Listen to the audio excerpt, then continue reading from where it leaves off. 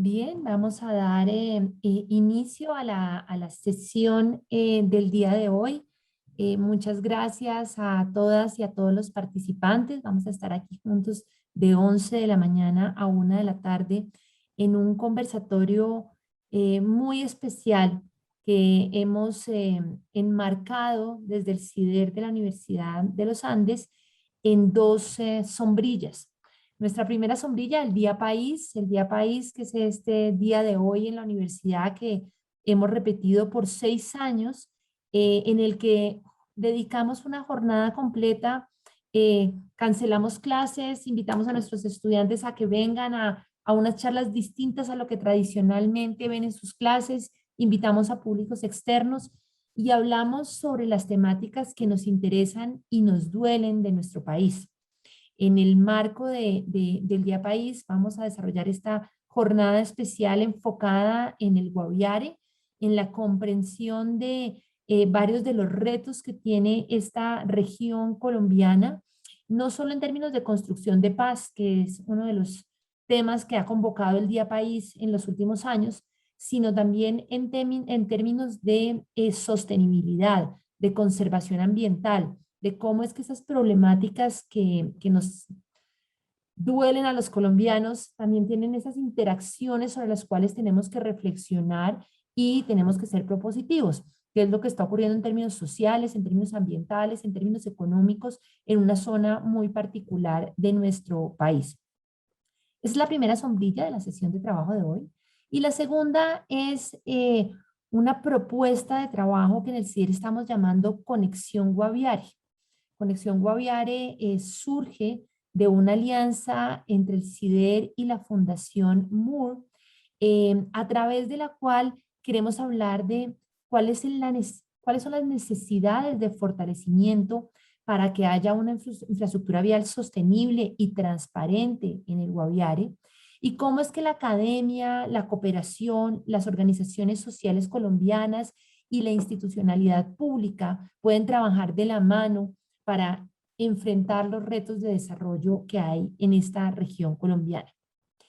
El tema, digamos, central de nuestra conversación va a estar muy enfocado a entender eh, qué es lo que está ocurriendo en materia de deforestación en un departamento como el Guaviare, cuáles son las causas de esta preocupación frente a la deforestación del Guaviare y cuáles son las necesidades de abordaje que hay para lograr una mayor gobernabilidad ambiental, una mayor transparencia, una mayor eh, participación y trabajo mancomunado desde la sociedad y desde la institucionalidad pública.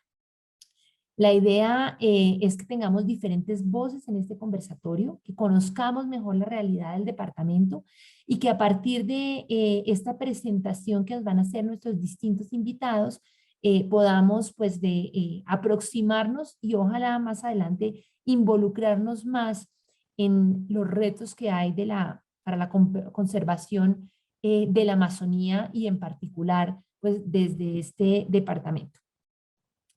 A lo largo del conversatorio vamos a tener distintos momentos. Primero vamos a iniciar con un cortometraje que dura 8 minutos, que se llama Siente, Escucha y Respira, eh, que espero yo nos ayude a ubicar en algunas de las temáticas y a entender las características del departamento. Una vez hayamos visto el cortometraje, vamos a darle la palabra a Diego Alberto Rubiano, quien es el creador de este cortometraje y quiere contarnos pues algunas de las ideas que inspiraron este ejercicio y seguramente nos va a plantear unas preguntas importantes relacionadas con los retos del departamento. Después de la presentación de Diego, vamos a empezar entonces a conversar en torno a 3 distintas preguntas. Vamos a tener 3 momentos de discusión y 3 momentos de discusión en los que vamos a contar con la participación de diferentes panelistas. Por un lado, nos va a acompañar Jairo Sedano. Jairo es líder ambientalista en el Guaviare. Jairo tiene un trabajo muy interesante desde una reserva de la sociedad civil en el departamento y es veedor ciudadano. También nos va a acompañar Cristina Magnif. Cristina es casi voy a decir, Cristina, la responsable de que nosotros estemos hablando de estos temas, porque Cristina desde la Fundación Moore es quien nos ha invitado y nos ha acompañado como universidad a sumarnos al proyecto que enmarca Conexión Guaviare y que nos va a tener a varios profesores, profesoras y estudiantes de la universidad pensando en el departamento durante los próximos años. También nos va a acompañar Rodrigo Botero. Rodrigo hace parte de la Fundación para la Conservación y Desarrollo Sostenible, que trabaja en la Amazonía y ha hecho unos esfuerzos muy importantes de trabajar con sociedad civil y en diferentes áreas de trabajo en el Guaviare. Rodrigo ahorita nos va a contar sobre los esfuerzos que ha hecho la Fundación y sobre la visión que ha construido y los aportes que se pueden hacer desde la sociedad civil. Y adicionalmente nos va a acompañar Ana Paulina Sabac. Ana Paulina es exalumna del CIDER, eh, viene trabajando como investigadora y consultora en el equipo de trabajo de Conexión Guaviare y nos va a hablar sobre cuáles son esos aportes que podemos hacer también desde la academia cuando estamos pues sumando y haciendo apuestas para estos procesos. Entonces, muchas gracias a nuestros panelistas, Jairo, Ana Paulina, Cristina, Rodrigo, y al equipo que nos ayudó a organizar todo este ejercicio. Vamos a dar inicio con el documental, con el cortometraje. Realmente no es un documental, es un cortometraje. Entonces vamos a empezar con el cortometraje para todos ubicarnos y ponernos en escena, aunque ya veo que Rodrigo tiene un fondo de pantalla que nos está poniendo bastante en conexión con la zona, pero pues el cortometraje hablará por sí solo. Adelante, María Eugenia, por favor.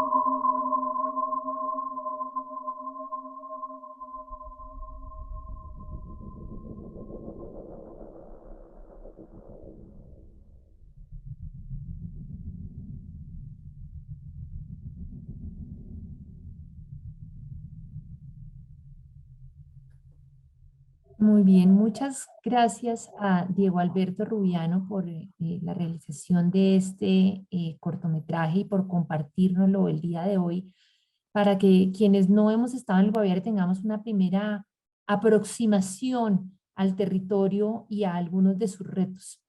Entiendo que Diego ha tenido unos problemas de conexión y no está en este momento con nosotros, pero como bien lo dice en una imagen, dice más que mil palabras. Creo que estas imágenes que nos compartió ahorita pues nos dan un muy buen brochazo de varios de los temas que vamos a estar conversando esta mañana.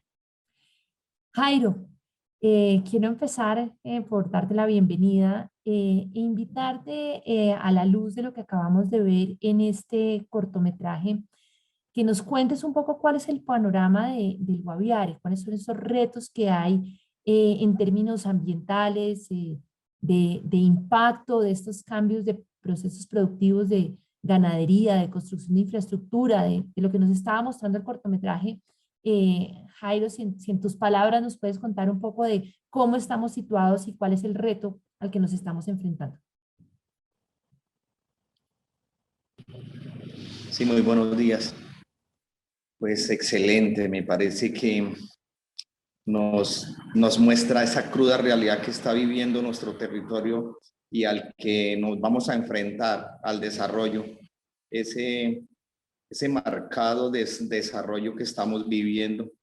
Pero yo creería que lo que tenemos que comenzar a juntar es cómo los ordenamientos territoriales se detienen con urgencia para que sean revisados desde muy minuciosamente bajo una mirada conceptual de un territorio ambiental. O sea, cómo se nos sale de las manos cuando en este momento estamos hablando de áreas protegidas de vital importancia para la humanidad, como es la Amazonía colombiana, ese pulmón del mundo.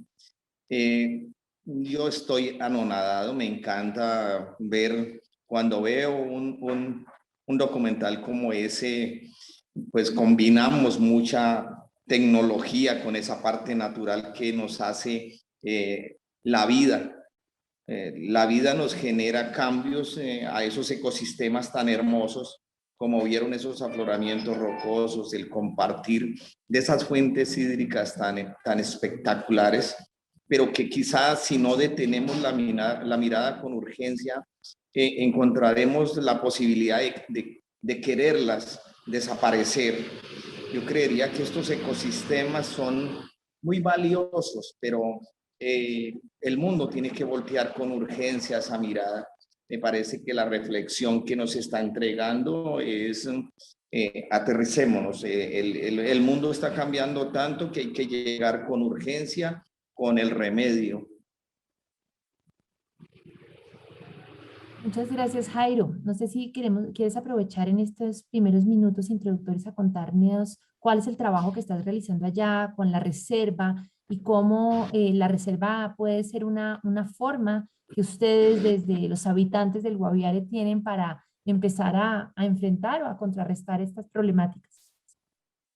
Sí, no, qué pena, qué pena se me olvidaba. Yo soy Jairo Sedano Santamaría, pues tengo una reserva, llegué a este Guaviare hace 37 años buscando la vida de cocalero, de raspachín y de ganadero, hoy a ser una parte vital en la conservación de este territorio. Soy veedor ambiental, hago parte de la red de veeduría ciudadana Guaviare en Paz.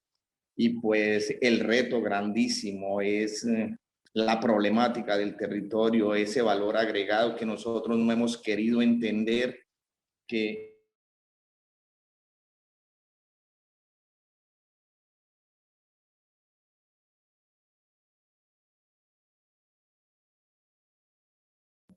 Nos congeló Jairo, parece. Estamos como bien, pues mientras Jairo puede... está suelto. ya, No podemos seguir, continúa por no favor que podemos seguir te doy pensando. la voz. Señora. Ya puedes No, continuar, no, es que se te había ido la voz, Jairo, por favor, sí. listo. No podemos seguir pensando que el instalar una cantidad de productos que llegan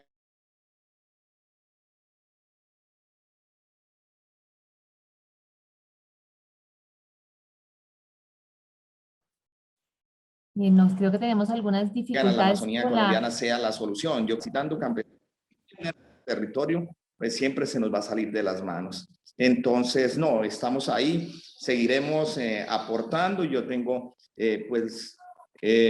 la oportunidad de decirles que llegamos acá y que hay una familia que tiene una reserva natural y que ya hay unas reservas naturales, pero nos preocupa muchísimo en la Amazonía cómo contadas hay 5 o 6 reservas naturales de la sociedad civil. Eso es fuerte cuando nosotros estamos aspirando a tener un departamento en conservación y más esta Amazonía. Muchísimas gracias, Jairo. Ahorita vamos a conversar un poco más sobre qué se está haciendo y cómo se afrontan estos retos. Quisiera en este momento darle la palabra a Rodrigo. Rodrigo, para que nos cuentes pues, quién eres, qué hace la fundación, pero también cómo ustedes desde la fundación están entendiendo y viendo estos retos que plantea el departamento. Claro que sí, Natalia, muchas gracias. Pues voy a entrar por lo que preguntas, ¿qué hacemos en la fundación? Nosotros en la fundación desde hace ya varios años venimos desarrollando un proceso de monitoreo sobre los bosques amazónicos. Es un monitoreo civil que genera información pública para que todos los actores en el territorio puedan tener acceso a ella, tanto actores comunitarios, actores del sector productivo, de los gobiernos regionales, pero también es información con la cual podemos entrar en diálogo y en discusión con el gobierno nacional, en particular sobre la relación entre las políticas públicas y lo que está sucediendo con la transformación de los bosques en la región amazónica y con sus poblaciones. Eso es a grandes rasgos lo que la Fundación hace en el componente monitoreo. Hay dos, digámoslo, alas más, que son una, la del desarrollo de estrategias para el mantenimiento y el manejo del bosque en pie, ¿sí? Trabajando con comunidades locales de manera que se puedan encontrar alternativas para que haya posibilidades de vida sostenible y digna para la gente a partir del mantenimiento del bosque en pie. Eso está marcado en una estrategia grande que se llama forestería comunitaria. Y allá en el Guaviare es una de las zonas en donde en este momento, entre los 3 departamentos en los que estamos presentes nosotros, que son Guaviare, Meta y Caquetá, está uno de los núcleos más importantes de desarrollo de forestería comunitaria que esperamos se siga ampliando. El otro ala es el de infraestructura. Curiosamente, el de infraestructura, porque nosotros, dentro de lo que hemos visto, de las diferentes variables que hay en el territorio que generan procesos de transformación, no solamente de los bosques, sino también cambios importantes en las poblaciones locales, ¿sí? Que van desde los impactos económicos, impactos en salud, impactos culturales, impactos en el cambio del uso del suelo, cambios en el valor del suelo, e inclusive procesos de migración y desplazamiento. Encontramos que esa es una variable que es crítica y hay que empezar a discutirla, como mostraba ahorita el video, cómo es posible que haya ese antagonismo tan grande entre las necesidades locales de movilización, de transporte, de comunicación, con estos impactos indeseables que puede tener una infraestructura mal planificada. Entonces la Fundación ha trabajado desde hace unos años en el desarrollo de unos lineamientos de infraestructura verde que puedan de alguna manera, desde las fases de planeación hasta las de operación, mantenimiento y construcción, intervenir sobre el tema de infraestructura de manera que podamos generar unas soluciones locales hasta donde sea posible para los problemas de conectividad, pero por el otro lado también disminuir impactos de infraestructura no deseable. Esas son como las dos grandes cosas que hace la Fundación en el tema ya de desarrollo sostenible. Y bueno, ¿qué está pasando en el Guaviare? Es tu pregunta, desde nuestra perspectiva. Mira, Guaviare, de acuerdo a nuestros datos, es el departamento que hoy por hoy tiene aún una mayor concentración de biodiversidad, la más alta biodiversidad en la región amazónica colombiana está allí, en el Guaviare. Es el sitio en donde se encuentran la Amazonia, los Andes y la Orinoquia. Es un sitio que además tiene unas posibilidades absolutamente extraordinarias porque comparte estas dos grandes cuencas, la del Orinoco y la del Amazonas. Es un sitio de transición climática también. Y es un sitio que hoy por hoy es la zona más cercana a los grandes centros de consumo nacional que tienen una interconexión vial. Eso puede tener aspectos tanto positivos como negativos en el sentido de generar demandas comerciales importantes, muy importantes, pero a su vez también presiones sobre recursos naturales y en particular sobre la tierra. ¿Qué es lo que ocurre con el Guaviare? Desde hace 5 años, básicamente por un proceso que es la demanda nacional e internacional que hay sobre tierras de bajo costo para incorporarlas dentro del mercado de los agronegocios y de la matriz mineroenergética. Guaviare está sufriendo, digámoslo, de manera más importante que prácticamente en el resto de la Amazonia, ese impacto. Y ese proceso se ha manifestado en que hay una concentración en el tema de la tenencia de la tierra. Allí no hablamos de propiedad, sino de tenencia en general, a pesar de que sí hay algunas zonas en donde hay propiedad. Pero en general la tenencia de la tierra se ha reconcentrado en muy pocas unidades. Y ha habido un proceso también de movilización de población antigua, población de pronto como la que señala Jairo, que tiene 3, 4 décadas dentro del territorio, o hasta 5 décadas dentro del territorio, que se ha venido concentrando hacia los bordes de la Reserva Forestal de la Amazonia y hacia las zonas donde está el eje del río Guayavero y Guaviare. Hay una entrada muy importante de procesos de transformación agroindustrial. Hay un crecimiento, el crecimiento del hato ganadero más importante que hay en la región amazónica por unidad de área está en el Guaviare. También el crecimiento y la transformación de agricultura mecanizada más alta de toda la Amazonia está ahí.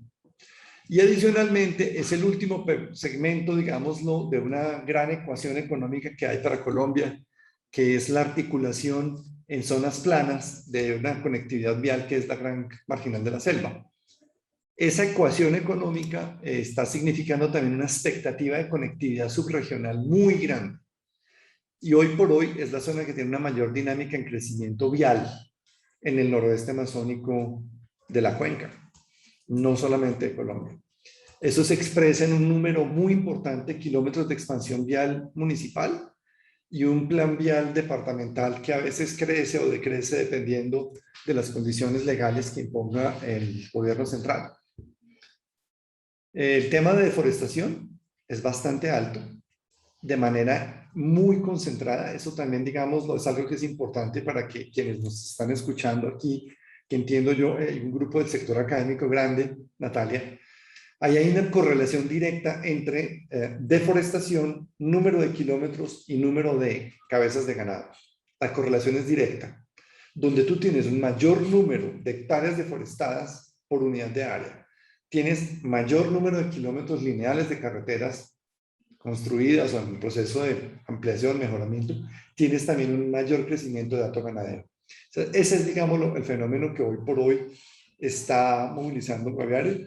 A veces se tiende a, digámoslo, magnificar el componente de cultivos de coca. Yo creo que eso no es así. Creo que el tema del Guaviare está, por el contrario, hiperfocalizado en una zona que históricamente ha tenido una economía cocalera y que el Estado central nunca ha sido capaz de transformar las condiciones habilitantes para que haya otro tipo de economía, pero está muy focalizado. Por el contrario, lo que sí hay es este recambio en el uso del suelo, en la intensidad del mismo y en la perspectiva de mediano plazo frente a futuros procesos de incorporación en matrices agroindustriales. Eso es un poco lo que nosotros estamos viendo, Natalia. Muchísimas gracias, Rodrigo, por ayudarnos a seguir pintando este panorama y de pronto con otras palabras y con otros lentes a poder pues también explicarnos a quienes no entendemos muy bien el tema aún, no tenemos mucha cercanía a la región, estos retos que Jairo también planteaba como los retos de ordenamiento, ¿no? Entonces, ¿qué es realmente lo que está ocurriendo? Que vemos un poco en las imágenes, que Jairo nos lo expresaba hace un momento y que tú lo describes bien frente a esta, digamos, evolución acelerada también que ha tenido el departamento en diferentes sectores en los últimos años y pues que nos plantean un abordaje y unos retos interesantes. Queríamos en este primer momento, pues ir un poco desde las imágenes hasta esta lectura de Jairo y esta que nos hace Rodrigo con esos diferentes zapatos de estar específicamente en el territorio, de estar en una organización como la Fundación Rodrigo que trabaja pues en la Amazonía. Y quisiéramos también ver esa perspectiva desde la Fundación Moore ahora. Y desde la Fundación Moore, para los participantes, vuelvo insisto con ese sombrero de un cooperante que no está en el país y que está interesado y preocupado por lo que ocurre en el país en esta materia. Entonces, quisiera darle la palabra a Cristina para que nos cuente, Cristina, también cuál es esta lectura que hacen ustedes, cuáles son los planteamientos y ustedes cómo se están aproximando al tema. Muchas gracias, Natalia, y gracias por la invitación para acompañarlos hoy. Wow, estoy en un panel con señor Sedano, con Rodrigo, con Ana Paulina, con Natalia. Me siento como niña entre gigantes, entonces agradezco mucho la invitación. Gracias. Desde la perspectiva de la Fundación MORE, nosotros somos una filantropía,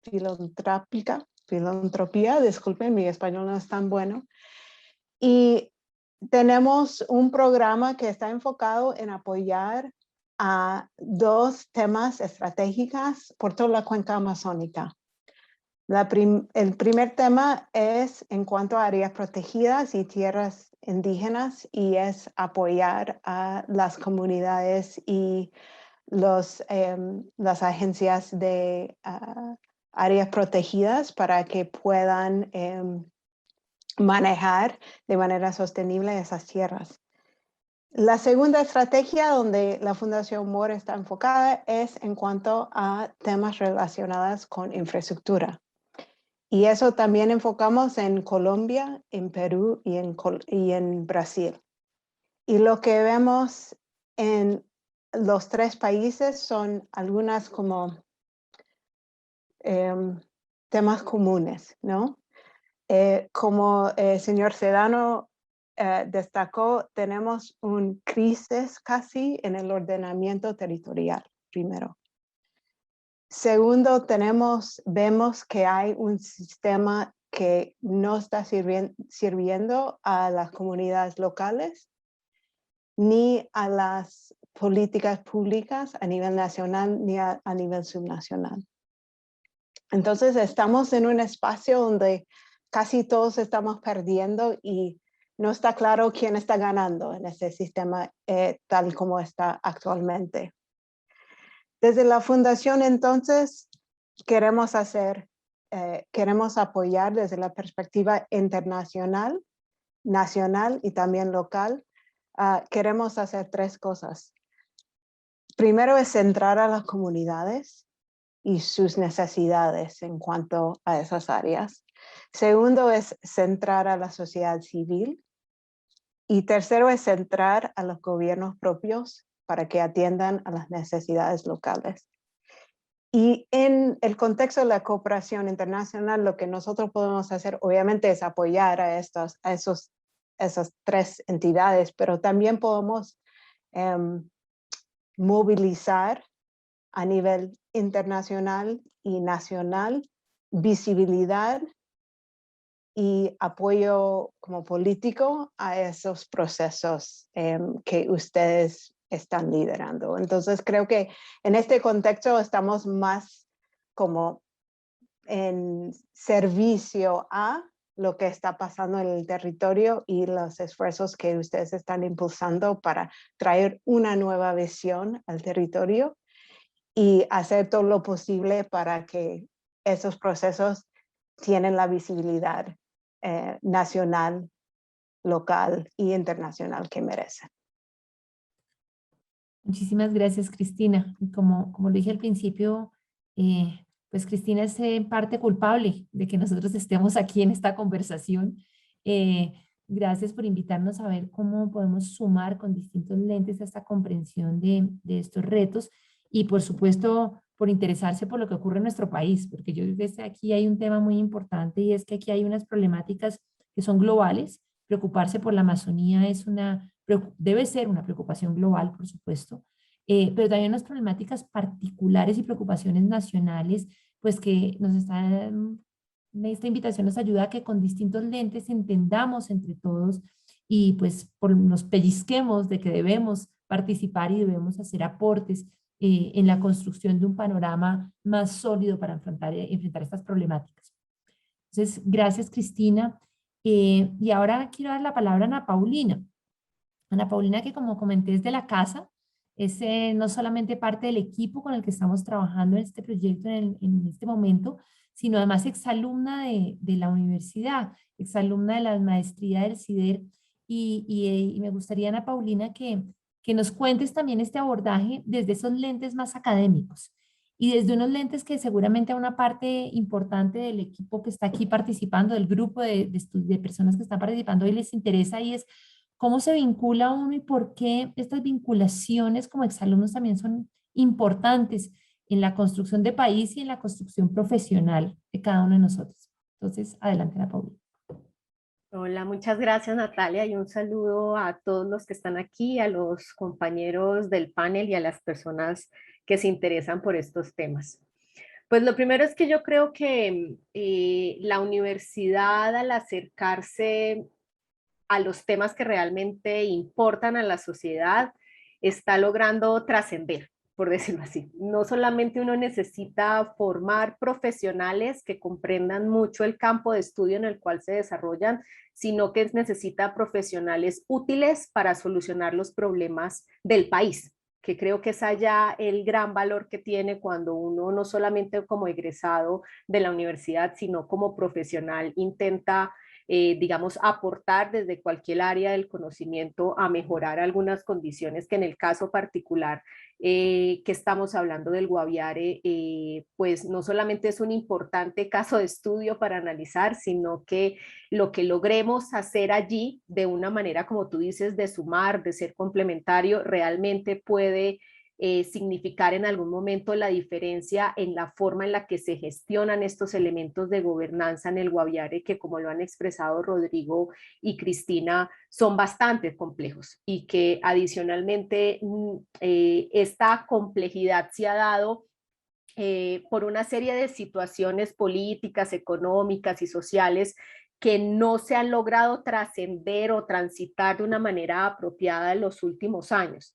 Entonces, cuando vimos la oportunidad un poco de participar en este proyecto, era como un sueño medianamente cumplido. Es lograrle poner los ojos a un problema que no solamente no se ha solucionado en Colombia, que es la forma en la que logramos converger sostenibilidad, desarrollo, infraestructura y medio ambiente. Es decir, como ustedes saben, en Latinoamérica, por más mejores diseños institucionales que hay en otras latitudes o por mejores políticas que han existido, sigue siendo un gran problema. Incluso los objetivos de desarrollo sostenible así lo han planteado, como la infraestructura y la sostenibilidad del medio ambiente es un problema global, pero es un problema al cual cada vez es más difícil hacerle frente y necesita que mayores manos sumen permanentemente a la discusión y a la posibilidad de generar un poco soluciones. Entonces yo creo que desde la academia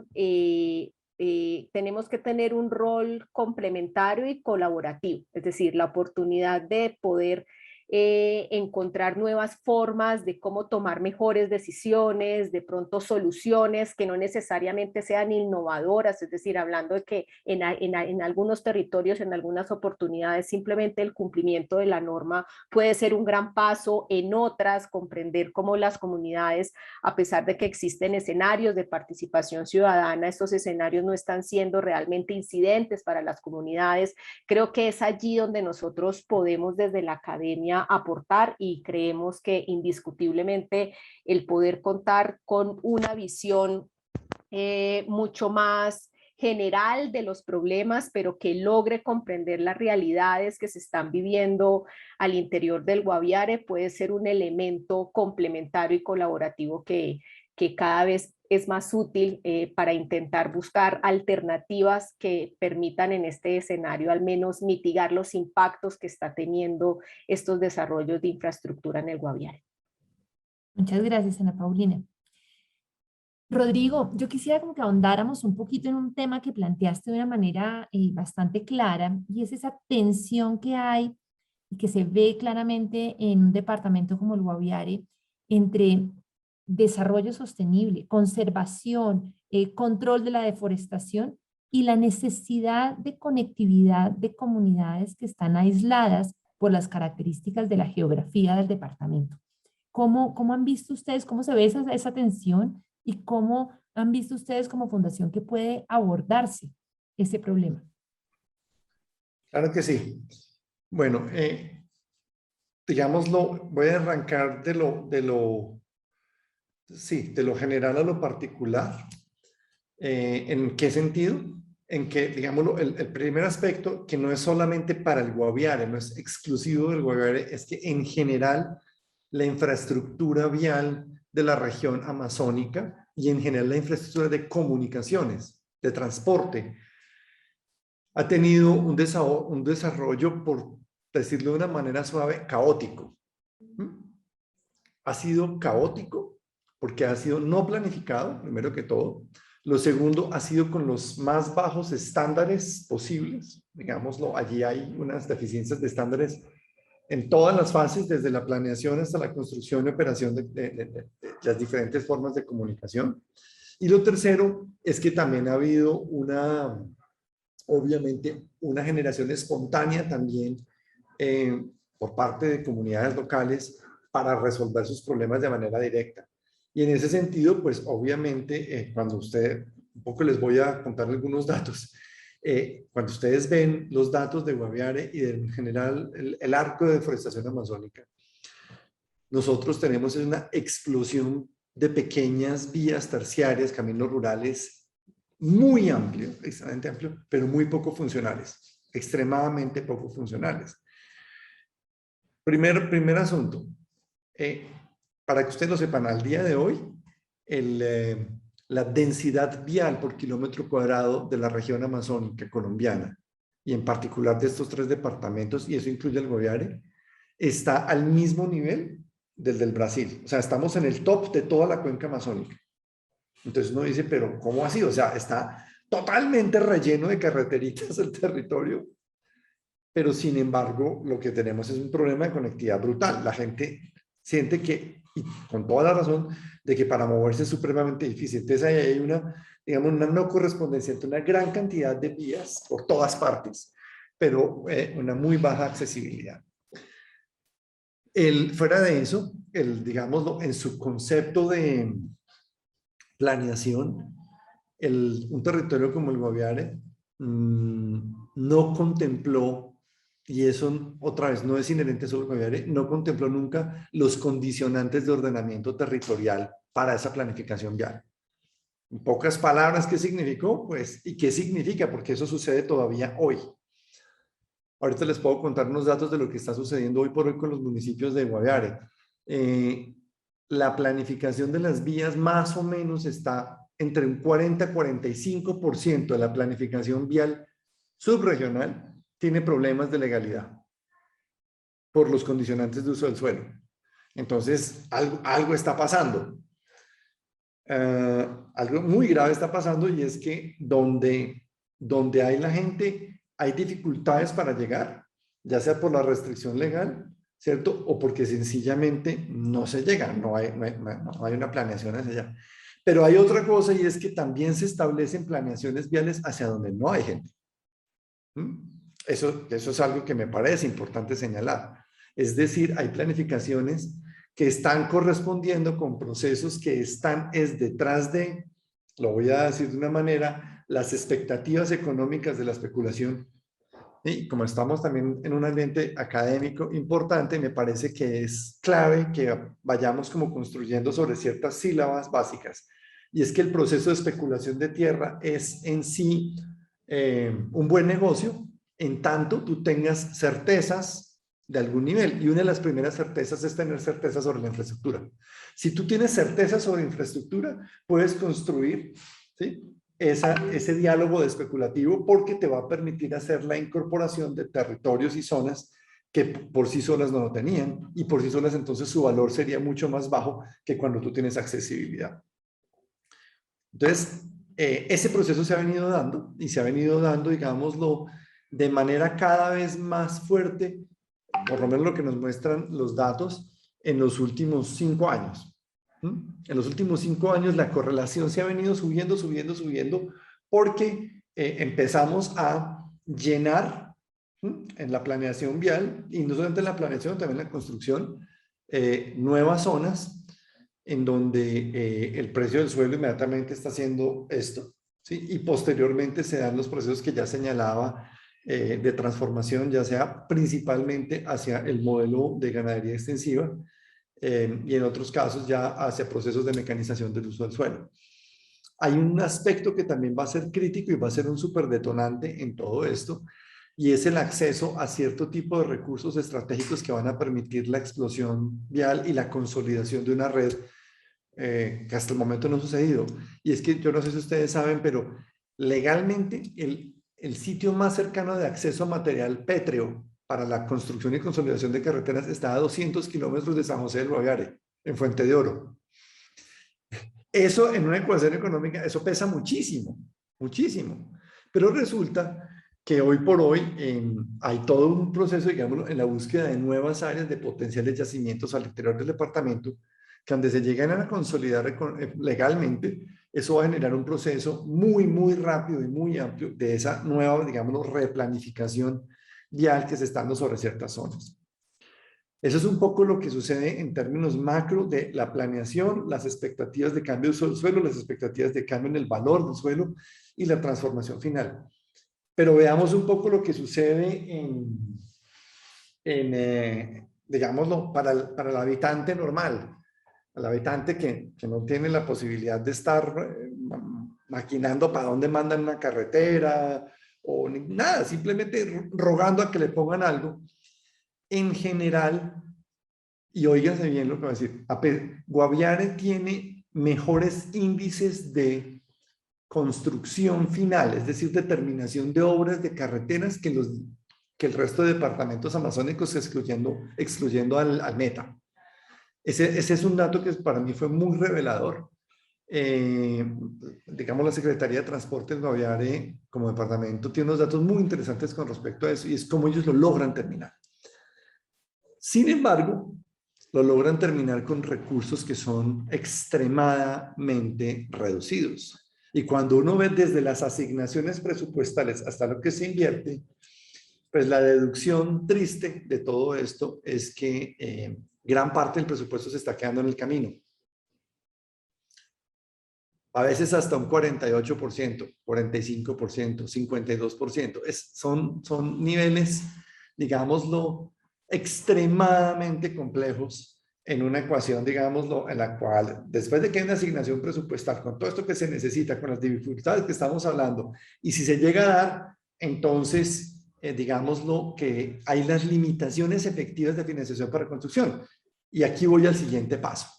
Es, primero que todo, la dificultad que hay en un proceso de ordenamiento territorial, que sería lo que debería guiar este proceso, donde ustedes definan por dónde van los trazados y los diseños. En general, lo que aquí ocurre es que los trazados preexistentes son los que se asumen, y eso es un error gravísimo. Y es un error gravísimo que además ha costado millones y décadas, pues en algunos casos décadas de demoras, por cuanto entre la pelea subregional de pensar de que todo se puede hacer por encima del ordenamiento y algunas dificultades que presenta la financiación de esto, pues van pasando muchos años y las cosas se van haciendo de facto por no asumir el tema del ordenamiento legal. Entonces, con el tema de los trazados existentes. Entonces, trazados preexistentes es un gravísimo problema, pero adicionalmente el tema de los trazados, pues porque uno dice, bueno, está la parte de las restricciones legales, ¿y qué más? El tema ya de qué tipo de diseños son los que se le ponen a esos trazados. Y cuando hablamos de diseños es, si ustedes, que me imagino Natalia lo van a hacer muy pronto, van a empezar a hacer esos recorridos seguramente de la mano de Jairo y de otras personas que les van a contar la historia del Guaviare. Ustedes se van a encontrar que esas carreteras están hechas con mini puentes, mini boxes, cajas de concreto para que pase el agua, mini alcantarillas, ¿sí? Y mini drenajes. Y ese mini es, entre otras cosas, el reflejo de ese 48-50% que les dije que se quedaba en el camino antes de que la plata llegara al territorio. Entonces, si usted tiene trazados inapropiados y tiene mini estructuras que subdimensionan los impactos de fragmentación en la conectividad, creo que inclusive en el video se veía. Yo no tengo muy claro, pero me imagino que Jairo debe estar muy cerca de la zona, una zona que es muy famosa, es muy conocida por todos, que se llama El Capricho. Capricho es un corregimiento muy lindo que queda como a 50 minutos de San José, ¿sí? Y resulta que usted baja al Capricho y lo primero que se encuentra es un caño, que es grande, es un caño, digámoslo, que todo el tiempo tiene agua, y al caño se le hicieron no un puente, sino un par de boxes o un puente con un tabique que es un poco menos de la mitad del caudal medio que tiene en épocas de invierno un caño en esa zona del país. Pero claro, lo hicieron y entonces por ahí meten el agua. Estoy tratando, digamos, de señalarles con un ejemplo lo que sucede por 10 o por 100 en todo y es cada vez que tenemos entonces un invierno, los puentes, los boxes y las alcantarillas de allá se convierten en diques y empiezan a convertir, pues porque están subdimensionados, son chiquiticos. ¿Sí? Y entonces el ingeniero se va y busca la parte más baja del valle para que los metros de concreto que él tiene que poner son los más chiquitos y se ajusten a la plática que llegó, porque la otra se fue al más allá. ¿Sí? Entonces imagínense, y por ahí me encontré, pues ahí, o sea, en el Guaviare, ustedes no se imaginan, la gente más maravillosa del mundo. Un día me encontré una secretaria de planeación de un municipio que se llama Calamar, y me decía, Rodrigo, llevábamos como, no sé, desde que nació la niña, tenía como 20 y pico de años, me dijo, llevábamos toda la vida esperando poner este puente, y cuando lo pusieron en verano muy inteligentemente, ¿sí? Y cuando llegó el invierno a los 3 meses, el puente se convirtió en un dique. Y entonces el agua pasaba por los dos lados, por los dos estribos del puente, y la gente no pudo pasar más. Y fuera de eso, obviamente, el agua se fue llevando las bases del puente y iban a perder toda la plata que le habían apostado como municipio para una zona importantísima de Calamar, por el subdimensionamiento de un puente. Esa historia, multiplíquenla por 100 o por 1000. En todas partes, en todas partes. Entonces, fíjense que desde que usted no revisó los trazados, no revisó los diseños, no tiene en cuenta que si eso está pasando sobre un área de protección, sobre una reserva forestal, que si ahí pasan animales importantes o no, no pasa nada, que usted no está, o sea, ¿dónde estamos mirando el tema de las densidades poblacionales? ¿Dónde se encuentra la población? No las fincas, son dos cosas diferentes. Y en el Guaviare sí que eso es una cosa clave. Yo no soy, no debería ser ni mucho menos el que me corresponde eso, para eso está Jairo, ¿sí? ¿Ustedes saben cuánta gente hay en el Guaviare? En los últimos 10 años, ¿eso cómo se ha comportado? O en los últimos 20, porque es donde todo el conflicto armado pegó ahí. ¿Ustedes saben que el Guaviare ha tenido un proceso de despoblamiento rural y concentración urbana? Y entonces cuando uno empieza, y aquí voy a terminar la historia porque yo puedo seguir hablando horas de esta vaina y no me parece apropiado. Ustedes se imaginan, entonces, en los últimos 20 años se empiezan a conurbar las poblaciones alrededor de pequeños caseríos y centros urbanos asociados con un tema de violencia y de conflicto armado. Y empieza a verse que un campo muy desocupado. Yo no sé si les han contado la historia que hay veredas completas que tienen un solo dueño. Ahí cerca de donde vive Jairo hay una, o varias, no voy a decir las cuales. Ustedes las van a descubrir cuando vayan allá, porque encuentran un solo tipo de poste por toda la carretera durante decenas de kilómetros. Entonces, para decirles, ustedes empiezan a darse cuenta que entonces el tema de la estructura vial responde es a la aparición de unas fincas y a la aparición de unas veredas que tienen concentración y unas expectativas que, insisto, ya les relaté, tienen que ver con el cambio en el precio del suelo, cambio en la estructura de precio del suelo, uso del suelo y conectividad regional. ¿Sí? Pero las carreteras siguen siendo extremadamente frágiles por las condiciones de construcción de las que hemos hablado. Trazados que son en general, son inapropiados, la mayoría. Y en los puntos críticos, porque uno dice, óigame, está bien que no haya sitios donde no se pueden hacer carreteras, estoy de acuerdo, perfecto, pero en donde sí se pueden hacer, ¿por qué no las hacemos bien? Un departamento que tiene las condiciones, como les decía ahorita, más importantes de biodiversidad, probablemente de todo el oriente colombiano. y no hemos avanzado allí en ese sentido de tener entonces sitios para que pase el agua fácilmente.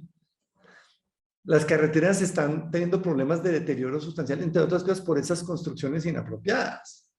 No es solamente un asunto, digámoslo, de ecología, como le llaman los ecologistas, los talibanes verdes, la furia ambiental. No, no se trata de eso. Se trata de resiliencia para la infraestructura vial. Es mucho más barato tener una infraestructura bien hecha, con capacidad de permeabilidad para el tema de temas ecosistémicos. ¿Sí? Permeabilidad ecosistémica es lo que se necesita por el efecto de la fragmentación, y por el otro lado, que además permita movilidad y eficiencia económica para la población local. No lo estamos logrando. Entonces, es un cuadro, digámoslo, complejo, de una visión débil de planificación territorial, unos factores de decisión, digámoslo, que desafortunadamente tienen unas coincidencias muy importantes con el tema de acaparamiento y deforestación, y digámoslo, yo no sé cómo llamar, porque es que cuando yo hablo con los ingenieros, la verdad yo termino con ganas de irme a trabajar con ellos. Trabajan con las uñas para poder sacar esos mini puentes y esos mini boxes para que la gente se pueda mover. Ese es un poco el cuadro general de lo que ha ocurrido en relación entre infraestructura, deforestación, poblamiento y economía. Muchas gracias, Rodrigo. Yo veo que Jairo está que le comenta, porque yo lo veo hacer caras y no sé si es porque Rodrigo está exagerando o porque le falta. Entonces, Jairo, cuéntanos cómo ves toda esa problemática y cómo se vive el día a día de esto que nos está planteando Rodrigo en esta conversación. Ante todo, saludar a Rodrigo y pues me encantaría conocerlo y sentarnos a dialogar. No. La cruda realidad de ese Guaviare en el que vivimos es que cuando nosotros interpretamos el territorio y charlamos con el que entiende, pues comenzamos a combinar esos hilos y entretejemos las anécdotas que están ocurriendo en el territorio. Importantísimo cuando él habla de esos minis. ¿Por qué? Porque nosotros vemos con la triste realidad que en San José del Guaviare se está apostando a un relleno sanitario, por decirlo así chiquitico, a un relleno sanitario donde van a llegar los residuos de la ciudad, pero no de la ciudad, sino un relleno de carácter regional. Concordia, Puerto Rico, San José del Guaviare, sus centros poblados, sus poblaciones a la redonda, en una construcción de 2.139 millones. Como decía Rodrigo, con un 40%, un 50% que no llega a la cruda realidad de lo que vale ese presupuesto. Estamos hablando de que trabajaríamos con 1.000 millones de pesos para ese proyecto relleno sanitario de la Amazonía colombiana, empezando por San José del Guaviare. Entonces, mire cómo nosotros comenzamos a abordar un tema tan importante como la planificación. ¿La planificación desde dónde? Desde cómo nosotros vemos los determinantes ambientales. Cuando la Amazonía colombiana tiene, empezando por San José del Guaviare, tenemos resguardos indígenas, tenemos áreas protegidas de un 40 y pico, 44, 45% están concentradas en estos sectores. ¿Cómo nosotros seguimos en esos trazados que hicieron los campesinos de hace 50, 60 años, como dice Rodrigo? Vamos a ir a la cruda realidad. ¿Por qué? Porque los trazados los hicieron los campesinos y se están siguiendo las carreteras hoy planificadas desde el ordenamiento territorial con esa cruda realidad de seguir los trazados así de chiquiticos.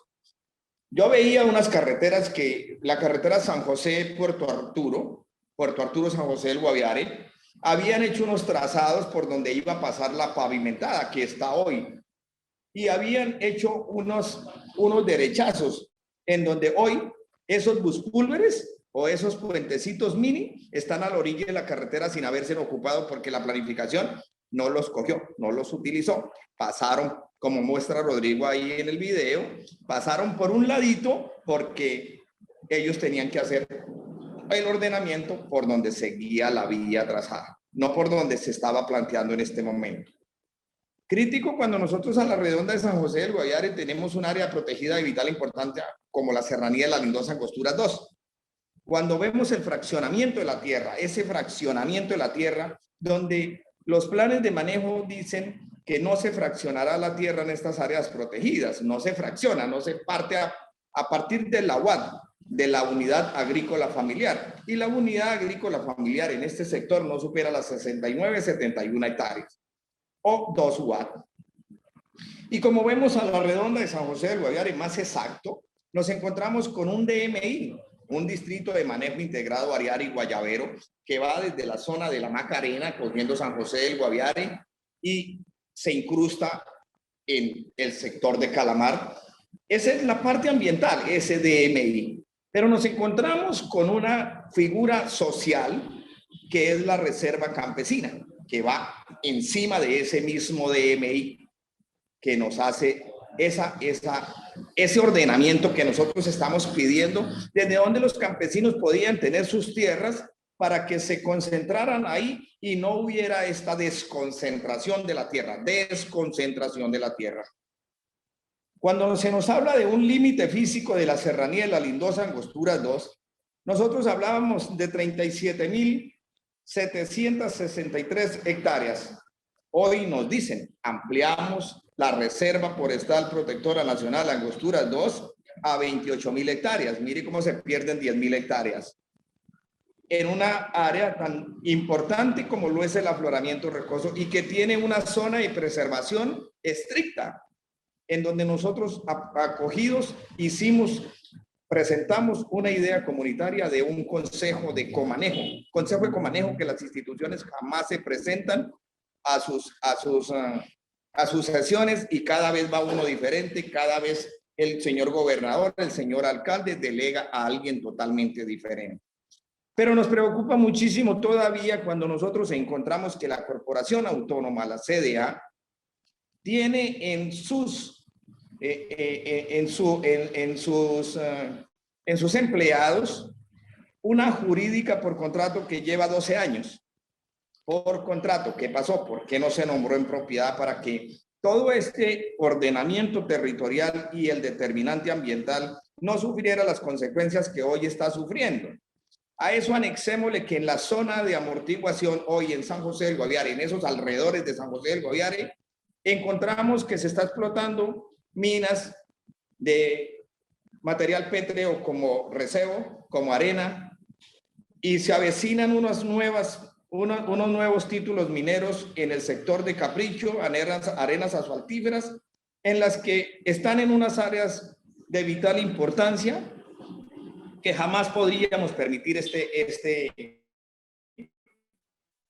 flagelo de tocarlas.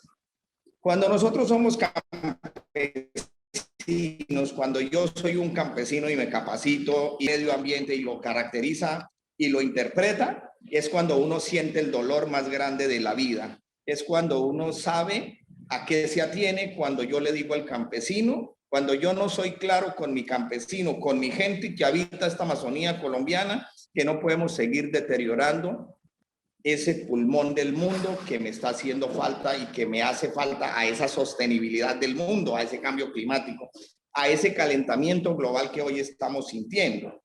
Entonces, combinar con Rodrigo Botero sería sentarnos a vivir un territorio hermoso de esta Amazonía colombiana. ¿Por qué? Porque ustedes como academia nos están juntando, que están diciendo, venga, es que aquí hay actores que pueden desarrollar un territorio y que pueden sentarse a dialogar.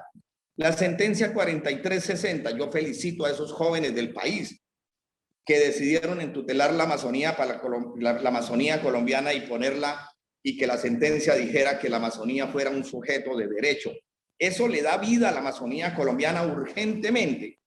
Y fuera de eso tenemos la sentencia de protección a nuestra etnia Nucat, a nuestras etnias indígenas. ¿Por qué? Porque la parte ancestral y espiritual del territorio no la podemos dejar de un lado.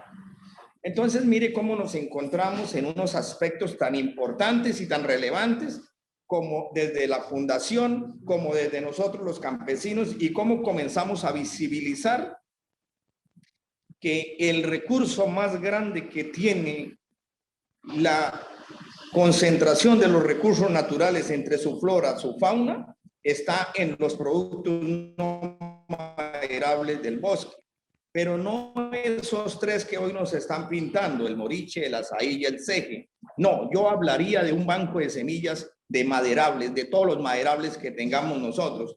Porque yo pienso que desde que nosotros comenzamos a construir este territorio, comenzamos a pensar en que teníamos que traer unos matamalezas, unos pesticidas y unos desórdenes tan grandes como los que a la actualidad yo sigo utilizando en mi territorio.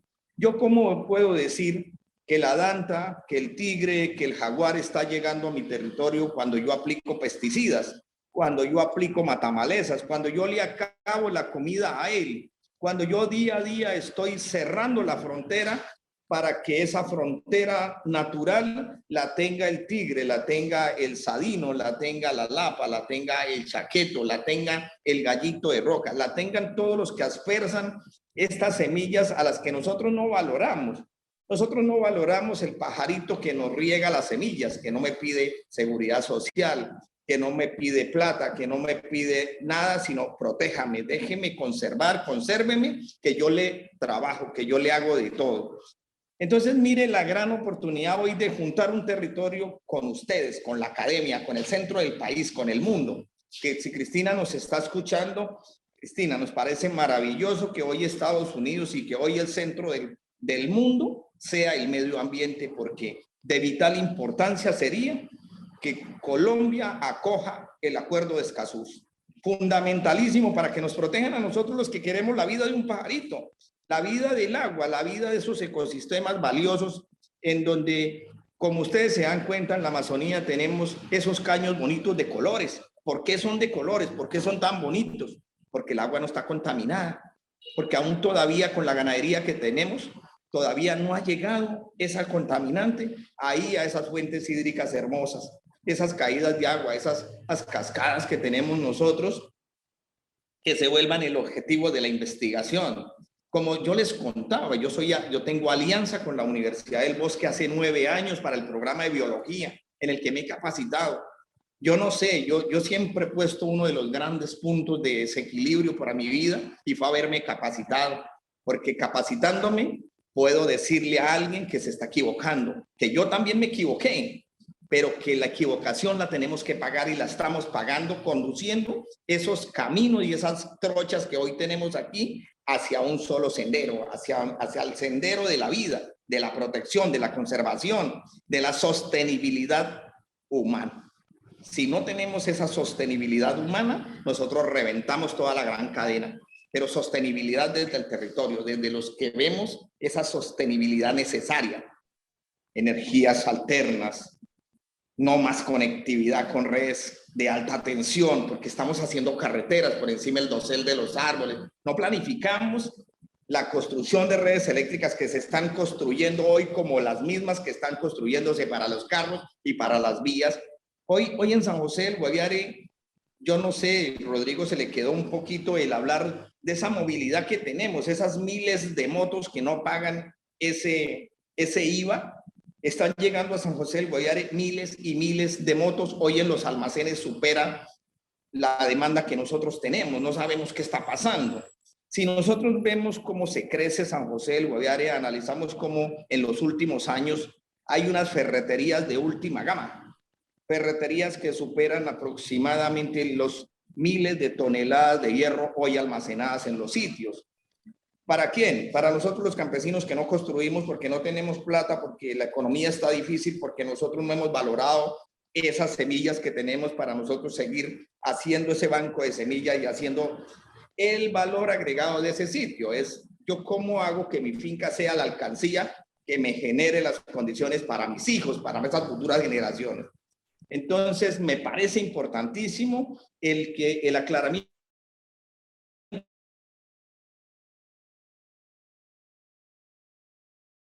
que ha hecho Rodrigo y el sentarse con nosotros que hemos capacitado para transformar el territorio y para ayudar al remedio, como yo siempre digo, como nosotros somos ese remedio, esa necesidad que hoy está necesitando el mundo. ¿Por qué? Porque venir al territorio, vengamos al territorio, sentémonos aquí en donde nosotros podemos ofertar esa arepa y ese tinto que yo como campesino lo puedo brindar y que me genera ese dinero anexo que estoy perdiendo. Pero cuando le digo yo que su ganado sigue generando daños, debo con urgencia decirle al campesino, venga, usted con ganadería tiene, ¿qué más? Matamalezas, pesticidas y daños al medio ambiente. Cuando yo le diga al campesino y lo junte y le diga que usted va a acabar su agua y que va a acabar el vasito de agua que yo me estoy tomando, le voy a decir que esa agua va a costar muchísimo, muchísimo más dinero que ese kilo de carne que está vendiéndole al mundo. Cuando nosotros aterricemos ese paquete, ese gran paquete, a decir, venga, ¿yo por qué estoy así? ¿Yo por qué estoy viviendo mal? Yo decía cuando yo tenía la ganadería y me sentía orgulloso por mis vacas porque llegué a tener 65, 70 reses de último modelo de las mejores, ganadería sostenible, ganadería de leche, ganadería. Cuando le dije a mi esposa, el ganado me tiene mamado, estoy cansado, acabémoslo, me dijo ella. Hace 10 años nosotros decidimos enterrar los documentos ganaderos.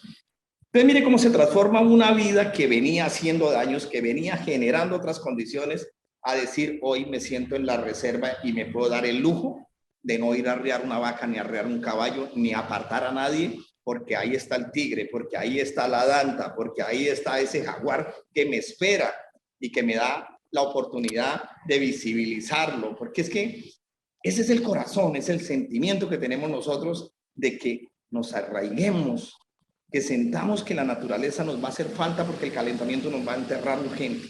Entonces, palabra grande que yo colocaría con urgencia, radical, al cambio en la Amazonía colombiana. Muchísimas gracias, Jairo, por este panorama y esta invitación. Quedo con el compromiso con los participantes, además de mandarles un enlace para que puedan ver lo que significa la reserva y cómo este cambio de vida que nos plantea Jairo pues realmente se ve materializado en una reserva que tiene mucho trabajo y mucho cuidado detrás y pues que nos abre la puerta a poder conocer con otros lentes la región. Ana Paulina, ¿asustada con todo este panorama o qué podemos pensar después de lo que nos plantea Rodrigo y lo que nos plantea Jairo del reto que se nos viene para hacer este análisis de las tensiones ambientales, sociales, económicas que hay en el territorio? Yo creo que entusiasmados, digamos, porque creo que es ahí como esa necesidad de positivismo frente a un escenario que no necesariamente es adverso, sino que es retador.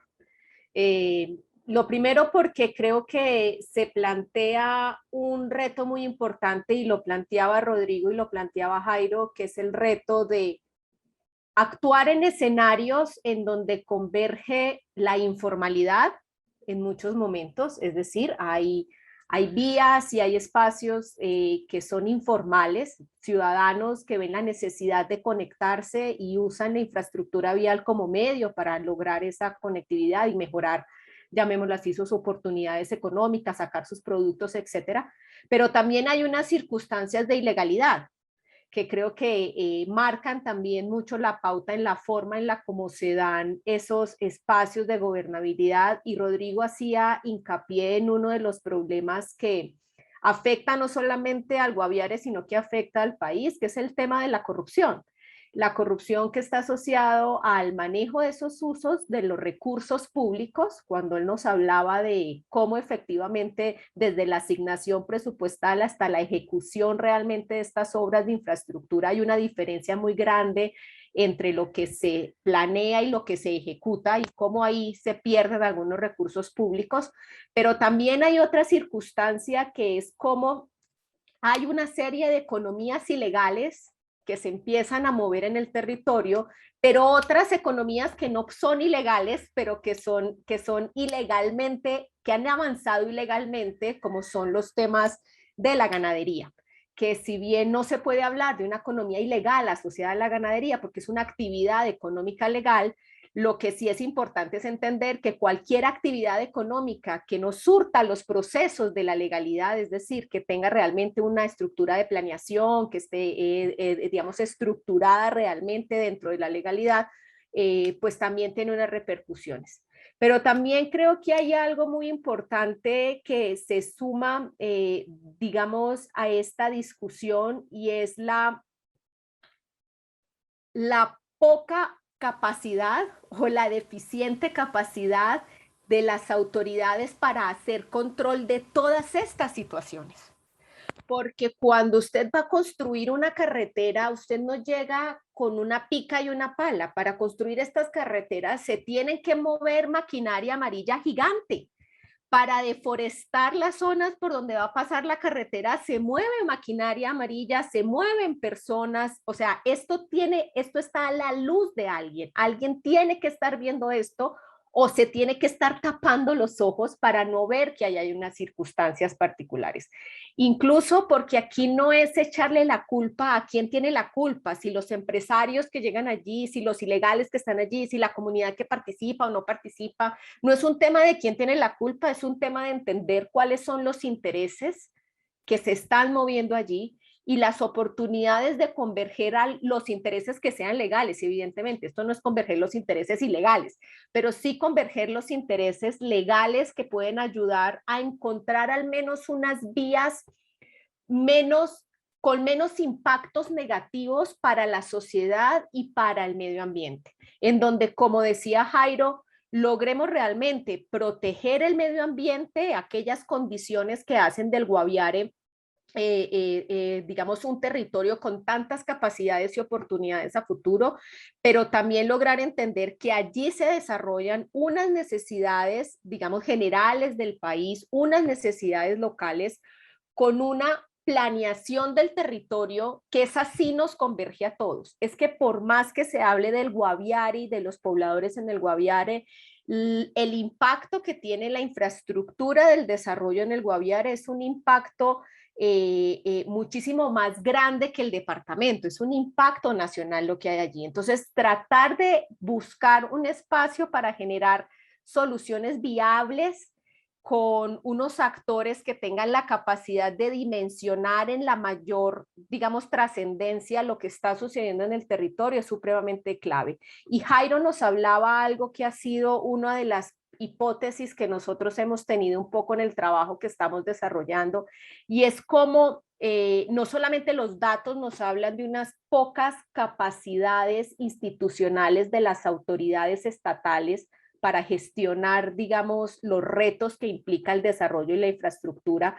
Y él lo ponía muy claro como una abogada que lleva uno de los grandes procesos, pues es una contratista del Estado. Y eso no es solamente malo para el Guaviare, es malo para el país. Y eso muestra unas debilidades a las cuales se les puede hacer frente, porque aprender a gestionar los intereses públicos se puede hacer. Aprender a manejar con mayor eficiencia los recursos públicos se puede hacer. A luchar contra la corrupción se puede hacer. Y creo que es clave entender que cuando nos encontramos en escenarios de debilidad institucional, en donde aparece la corrupción, pero también encontramos un escenario en donde hay grandes organizaciones sociales y líderes como Jairo y cooperación internacional, es realmente la oportunidad de alcanzar mejores escenarios es más alta que la oportunidad de seguir en escenarios en donde la corrupción y la debilidad institucional mermen las capacidades y oportunidades, en este caso del Guaviare. Creo que es un reto muy grande, incluso lo más probable es que de aquí no salgan grandes soluciones, salgan pequeños aportes que ayuden a que los actores que pueden realmente movilizar el desarrollo en la región tengan mayores herramientas para, como dice Jairo, no solamente capacitarse y poder cuestionar las decisiones públicas, sino que más allá de cuestionarlas, poder aportar a encontrar realmente esa convergencia y armonía que debe existir entre desarrollo de infraestructura, medio ambiente y mejores escenarios de gobernanza. Muchísimas gracias, Ana Paulina. Para cerrar un poco esta última ronda de todos nosotros y dar paso a preguntas del público, quisiera, Cristina, que nos ayudes a complementar esta conversación y a complementarla tanto viendo o explicándonos también cómo se ven esas tensiones en los otros casos amazónicos, latinoamericanos que nos mencionabas al principio, el tema de Perú, donde podemos tener ejemplos no solamente de similitudes en esas tensiones, sino de abordajes, cuáles son las soluciones que se están empezando a tratar de implementar, qué actores hay que sumar. Tú que has sumado a varios de los que estamos acá, ¿quiénes y con qué criterio pueden sumar para empezar a buscar soluciones? Bueno, muy buena pregunta. Para empezar, solo quisiera también comentar sobre algo que todos comentaron sobre la cooperación internacional. Esta semana justamente están en Nueva York al lado de las Naciones Unidas y tienen lo que llaman Semana de Clima, donde los líderes globales están juntando para hacer más, están dedicando a hacer más promesas sobre cómo van a abordar ese tema del clima. Y la Amazonía está en medio de eso por las razones que todos sabemos, pero que Jairo también notó, que es que está totalmente conectado a los procesos climáticos.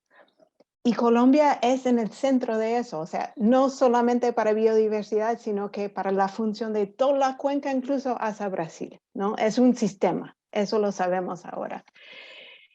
Y creo que lo que vemos en todos los países es que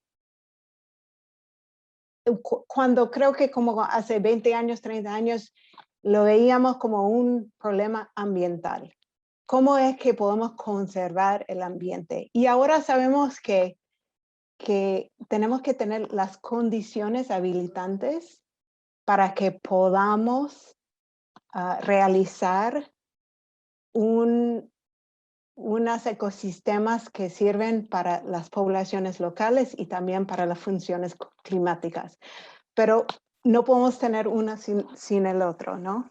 Y creo que en ese sentido lo que hemos visto es que primero los movimientos sociales son sumamente importantes. Y cuando podemos conectar a los movimientos sociales y a las comunidades con más actores diversos, como comentó Jairo, hay un gran deseo de tener espacios donde podemos pensar abiertamente en soluciones, ¿no? No en casos específicos, sino que en visiones comunes y en cómo podemos tener hojas de ruta para llegar a esa visión, a que se realice esa visión.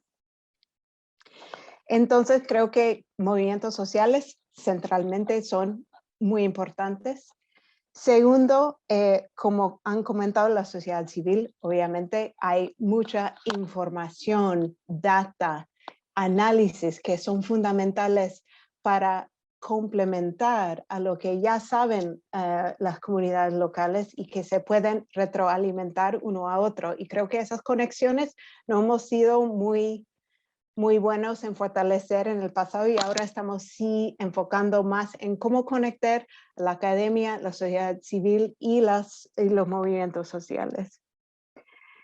Y tercero, como sabemos, en proceso de descentralización que tenemos en Colombia, tanto en Colombia que en el Perú, si vamos a descentralizar a decisiones críticas sobre el desarrollo local a los gobiernos locales, necesitan la capacidad para actuar en servicio de esa descentralización. Y ahí creo que hay una brecha fundamental donde no hemos enfocado bastante. Entonces yo creo que esos 4 movimientos sociales, académicos, sociedad civil y las autoridades o gobiernos locales son críticos para que tengan esos espacios para pensar creativamente en cómo llegar hacia estas visiones. Noto que Rodrigo mencionó los lineamientos verdes. También hay una guía de estándares que salió desde Brasil, también un poquito semejante en Fundación Getúlio Vargas, donde han pensado en cuáles serían las características para el ordenamiento territorial si quieren planear mejor para infraestructura. Y yo creo que empezar a dialogar entre las experiencias en los países amazónicos sería excelente para poder llegar hacia una nueva visión para la Amazonía. Muchas gracias, Cristina. Me gustaría, a la luz de este panorama que nos pintas, preguntarle a Jairo muy brevemente, ¿quiénes están y quiénes faltan de esos actores que nos menciona Cristina que deberían estar en el territorio? Jairo, ¿cómo está la participación en el territorio en este momento?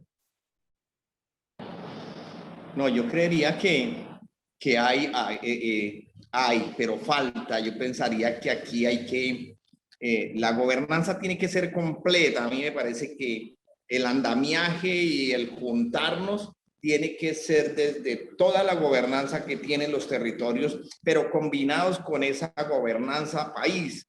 ¿Por qué? Porque tenemos que sentir lo que está ocurriendo aquí en nosotros para que repercuta allá en el centro del país. Esos ríos voladores que están en la Amazonía colombiana se sienten en los páramos bogotanos para que a Bogotá le conduzca un acueducto. O sea, es ahí, es como nosotros tejer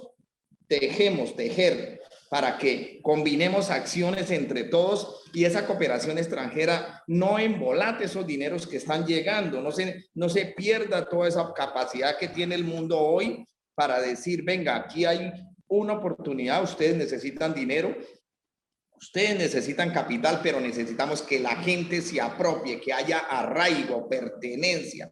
¿Pero pertenencia de quiénes? De toda esta gran concentración humana que tenemos para desarrollar esta oportunidad. A mí me parece que es importantísimo. Cristina nos habla de unas guías estándares para este funcionamiento. ¿Cómo llegan esas guías a nosotros, al territorio, pero que sean acogidas por los mandatarios?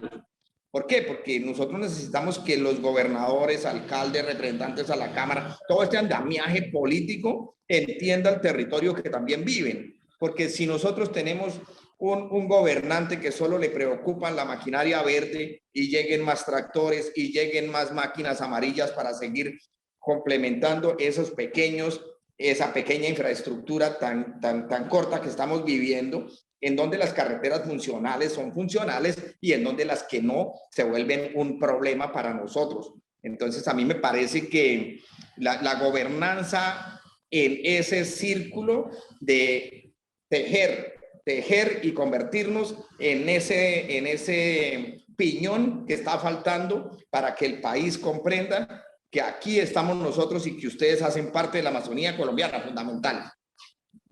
Muchísimas gracias, Jairo. Y para cerrar esta ronda, antes de darle la palabra al público, Rodrigo, me gustaría saber cómo ha sido esa experiencia de trabajo precisamente de participación, de promover la participación. ¿Qué estás viendo tú en la región en términos de fortalezas y retos para que realmente pueda haber esa acción colectiva y esa participación en la resolución de los retos que tiene el territorio?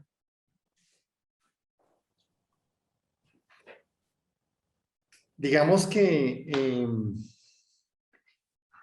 en el Guaviare se encuentran comunidades organizadas y líderes cualificados muy buenos, muy.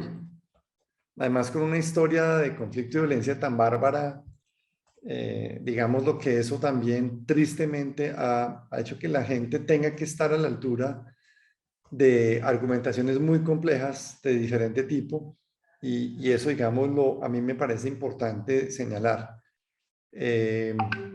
Digámoslo, es la capacidad local. Lo segundo, el interés se ha venido desafortunadamente, siento yo, disminuyendo en la medida en que, Natalia, la participación per se, sin toma de decisiones, es desgastante.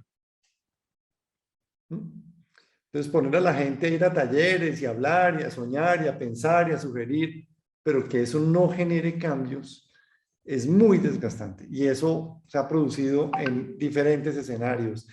Eso se ha generado con los temas de sustracción de reserva forestal, se ha generado con los temas de infraestructura, se ha generado con temas de cultivos ilícitos, se ha generado con temas de catastro. O sea, creo que todas las cosas han tenido escenarios de participación pero no necesariamente la participación se ha convertido en instrumentos de tomas de decisión, Natalia. Entonces la gente,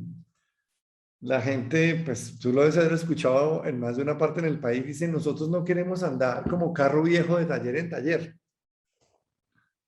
Eso es harto, eso ya la gente no quiere ni que le den almuerzo, ni que le den el refrigerio, ni que le den para el transporte. No, ¿a qué vamos a ir? A hablar paja.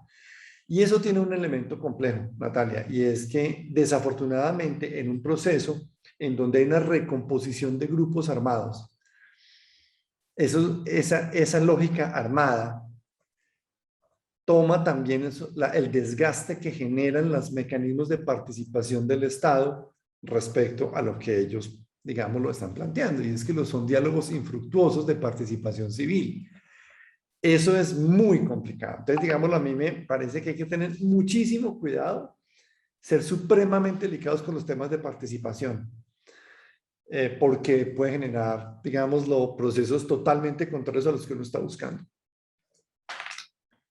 Muchas gracias. También me parece, y lo dijo ahorita Jairo, y es que la cualificación de la gente es necesaria. O sea, la gente agradece y valora berracamente tener datos, tener información que permita un diálogo más horizontal, que tenga capacidad de auditoría, de monitoreo, de fiscalización sobre los recursos que dan para sus zonas, de tener criterios técnicos también para discutir sobre lo que sucede en su territorio, desde recibir una obra, un puesto de salud, un hospital, una carretera, un puente, lo que sea. La gente lo valora, porque esa participación de ellos cualificado ha permitido mejoras para sus comunidades, porque de hecho no tragan entero, así de sencillo. Pero creo que hay, digámoslo, instrumentos en los cuales la transparencia general, entendida ya no solamente como participación, sino participación y toma de decisiones, tiene sentido, y en el Guaviare es ampliamente, digámoslo, aceptada y valorada cuando tiene ese componente.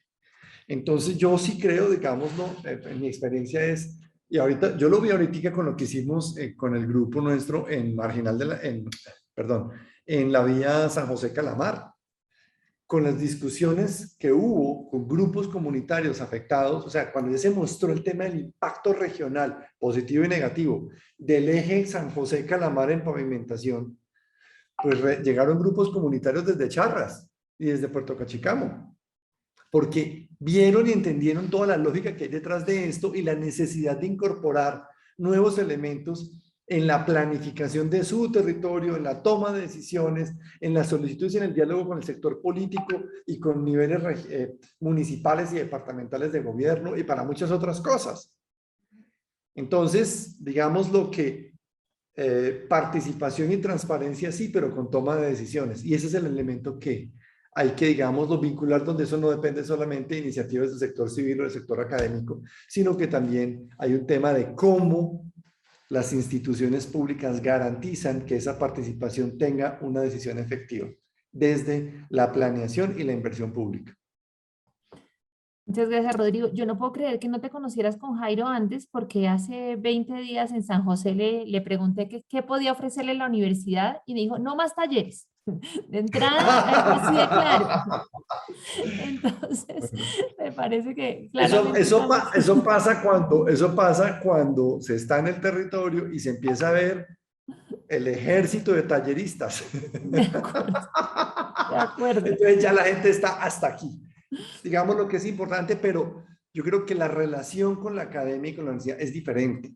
No es un tema de talleres, es un tema de una construcción, sí, potente y poderosa de nuevos mecanismos para entender el territorio, entender la participación, entender el ordenamiento, entender el desarrollo sostenible, entender los límites de crecimiento, entender, bueno, miles de cosas que puestas en escena y en construcción conjunta es maravilloso. Yo pienso que es una buena relación entre garantizar una sociedad civil cada vez más cualificada, pero en relación y en diálogo horizontal, ojalá, con la institucionalidad pública. Muchas gracias, Rodrigo. Ana, te tengo una propuesta, es que tengo unas preguntas aquí en el chat, entonces quiero invitar al público a que nos haga preguntas y te invitaría a ti a que me ayudes después con un cierre, como con algunos elementos de estos que estamos hablando que nos ayuden a sintetizar.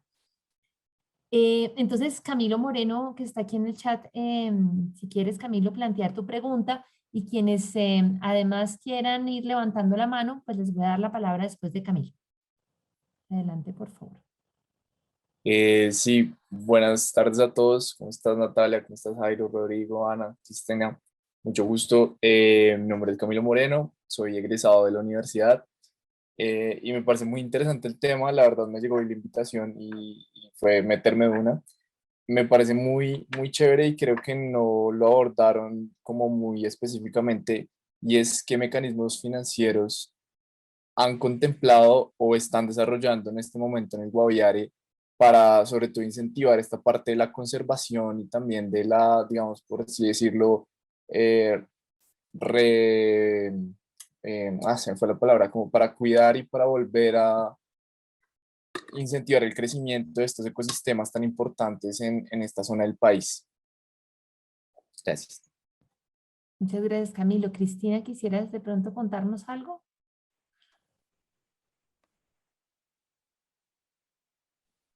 No sé, yo tengo un comentario sobre la pregunta, pero sí. Adelante, por favor. Sí, muchas gracias por la pregunta, es una muy buena pregunta. Interesante que hay cooperaciones internacionales y hay recursos disponibles. Lo que hemos encontrado es que hay una desconexión entre la preparación de proyectos que puedan acceder a esos fondos y la disponibilidad de fondos. Entonces, por ejemplo, yo he tenido conversaciones con cooperaciones bilaterales donde pretenden tener un fondo, por ejemplo, para, no sé, negocios de bioeconomía. Y lo que dicen es que en la preparación de proyectos hay un problemático con cómo se calculan eso, que no hay acceso a mercados, por ejemplo. Entonces, creo que los fondos sí tienen que aumentar y sí tienen que sumar más fondos a esos mecanismos. Pero, por ejemplo, hay un fondo, por ejemplo, del BID dedicado a negocios verdes y no se puede gastar el dinero porque no hay preparación adecuada de proyectos. Entonces, creo que como cooperación internacional tenemos que enfocar más en crear esas capacidades para como casar a esos fondos disponibles con las necesidades locales para que se puedan hablar de manera más robusta. No sé si contesto a la pregunta. Obviamente necesitamos más fondos, total. Hoy creo que el dueño de Amazon, la empresa, no, el ecosistema, anunció billones y billones de dólares que van a estar disponibles para bioeconomía, etcétera. Pero si no podemos ayudar para que crean proyectos que sean viables bajo esos mecanismos, no se van a poder acceder a esos fondos. Creo que es una cosa crítica. Sí, muchas gracias. Yo le comentaba a Cristina, Camilo, que en ese sondeo, un sondeo que hicimos recientemente con distintos actores en Guaviare, esa solicitud que plantea Cristina de acompañamiento en la formulación y gestión de los proyectos, pues fue una pregunta permanente, ¿no? No sabemos ni dónde están los fondos ni cómo acceder a ellos. Entonces, parte del tema también es esa búsqueda ¿es verdad que hay fondos? ¿En dónde están? ¿Son públicos? ¿Son privados? ¿Son de cooperación internacional? ¿Y quiénes y cómo acceder? Yo creo que hay que construir y fortalecer ese ecosistema. Y pues hubo una pregunta muy recurrente, digamos, desde varios roles y actores frente al tema.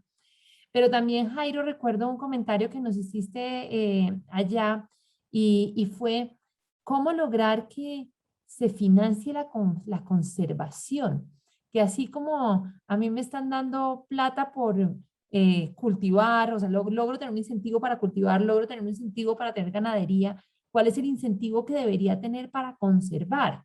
Y ahí, aunque existen figuras, yo creo que hay trabajo largo por recorrer, por creatividad además frente a cómo desarrollar y cómo invitar a plantear esos incentivos.